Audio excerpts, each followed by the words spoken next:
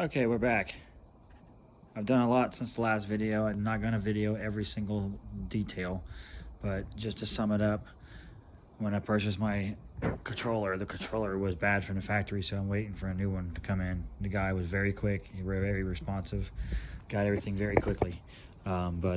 Meanwhile, I put a wrap on the whole thing, really thick vinyl. It worked out pretty good. So it looks a little different, but this is the whole thing taken off. So far this is the kind of the, it's not bolted together, it's all just kind of thrown together right now in pieces. But the motor's gonna sit here right now.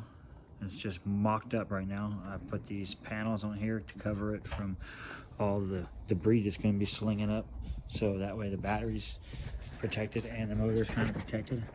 The battery is actually inside the gas tank when it's all said and done.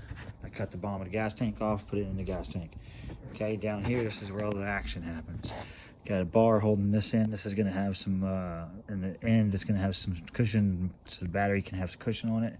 A stopper here, so it don't slide forward and backwards, or up or down.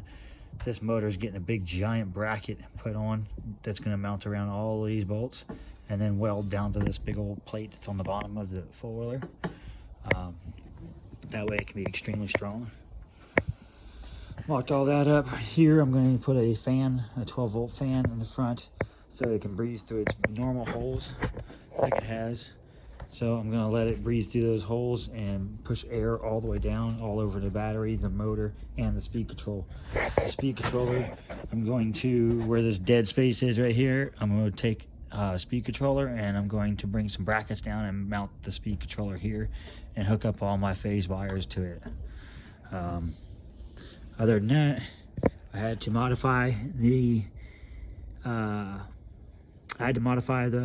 sprocket, because the sprocket comes as a 420 sprocket on it, and I had to modify because I needed a 587 or something like that. That's here, and now it's welded to it. So I cut all the one down to nothing and welded it so I can still use it. But this is where we are for so far, and I'll get back to you when I put some more stuff together. Alrighty.